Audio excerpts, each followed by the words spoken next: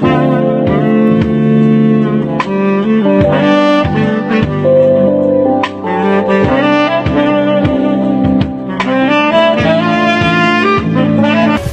friends. You are welcome to Anchor Network, where you get updates of things happening around you.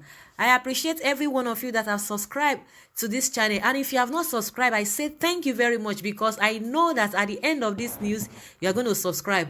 And I want you to press the red button and also the bell icon so that you'll be notified anytime we publish any news. Thank you very much once again. Goodluck Jonathan attacks Osinbajo over his statement in US. Former President Goodluck Jonathan has called out Vice President Yemi Osinbajo following his statement during his visit to the United States of America. Osinbajo, while speaking in New York on Monday, said as at 2010, Nigeria had about 112.7 million people living in extreme poverty. Nothing in place. There was no social investment program. There was no social security, no way of taking people out of poverty. Jonathan, in a statement through his media office and signed by Reno Omokri, stated that Osinbajo has taken his lies to the US. My attention has been drawn to statement by the so-called Pastor Yemi Osinbajo, the deputy to General Muhammad Buhari in New York, where, as usual, he made false statements to the media in an effort to explain away his non-performance in office. The statement by Osinbajo is a lie, and it is very easy to disprove Mr. Osinbajo's fallacious assertions. According to the United Nations and the World Poverty Club, Nigeria overtook India as the world headquarters for extreme poverty on Tuesday, June 26, 2018, when our population of extremely poor people increased to an unprecedented 87 million people. If, according to both the United Nations and the World Poverty Clock, Nigeria's population of extremely poor people hits an unprecedented number of 87 million people in 2018 under General Buhari, how is it possible that there were 112.7 million people living in extreme poverty in 2010? If they were true, then Nigeria would have overtaken India as the world headquarters for extreme poverty in 2010, because as at that time, India did not have such numbers of extremely poor people. You see that no matter how far and fast Osinbajo's regular falsehood travels, it will always be overtaken by truth. The truth is that the period between 2010 and 2015 witnessed the most radical reduction in poverty ever in Nigeria history.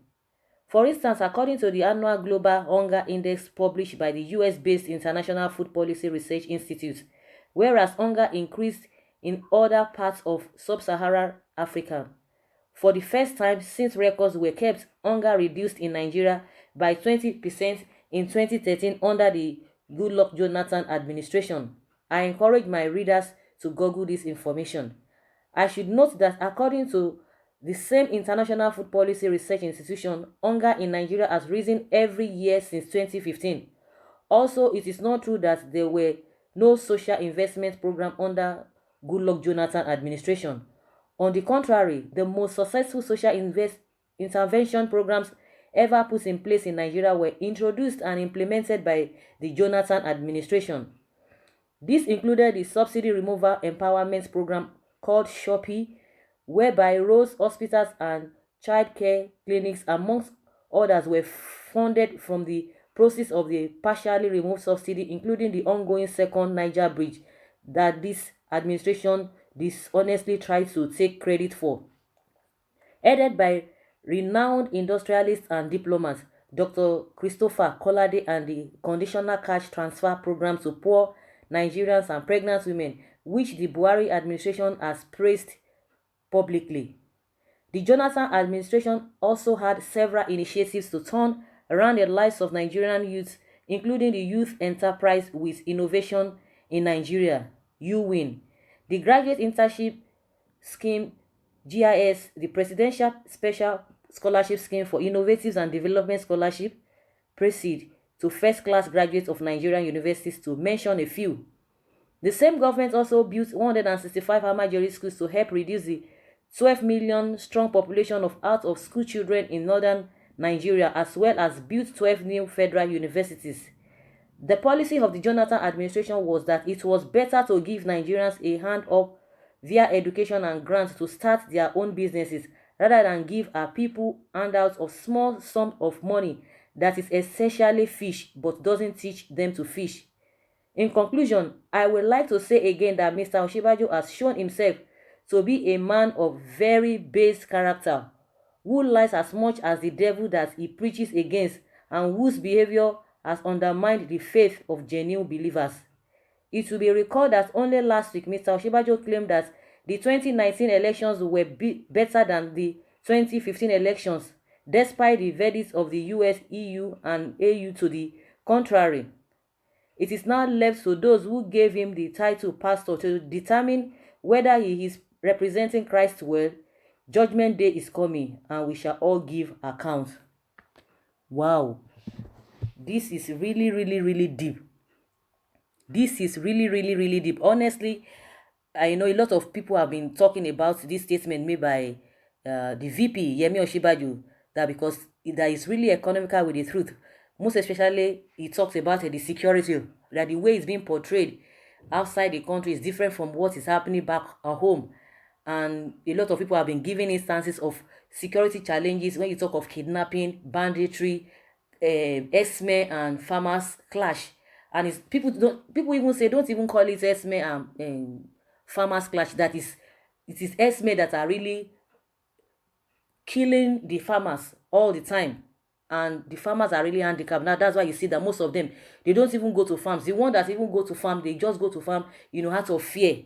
So for Osinbajo to now be telling the diaspora, the people, the Nigerians in diaspora, that there's nothing like a kidnapping and all of that, it's really laughable and really worrisome, for a man of his caliber.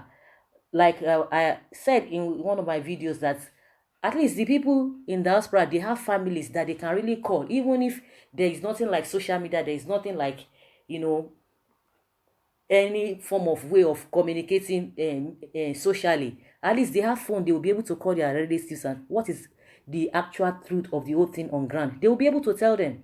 But for you to go and tell them as if the people in diaspora, they live in the moon, that they can't even reach out to anything or other things happening in Nigeria. So it's really laughable. But that is the area which we can really, talk about. But Reno Omokre has really come to defend his boss, uh, Jonathan, that this and these are the things that they did. But contrary to what Osinbajo is telling people, and he's saying Osinbajo is lying. So he's been able to defend themselves in that area. So, but all we know is that a lot of things have not really been going on well in this country since 2015, that Osinbajo and Buhari came on board. Of course, they are trying their best, but what we are saying is that their best is not just enough, because the pace at which we are supposed to be moving, we are going back, we are retrogressing. They are trying their best, but their best is not just enough for Nigerians. They are telling us that they are not magicians, that there's nothing they can do within 4 years, that it is just too, it's too small, that those range of time is too small for them to be able to do things that will be tangible, that people can really, lay hands on. But it goes beyond that. If I thought that we are still on the same stage, or we are still on the same level, it's a different thing, but we are just retrogressing day by day. When you talk of standard of living, is zero. When you talk of electricity, it's nothing.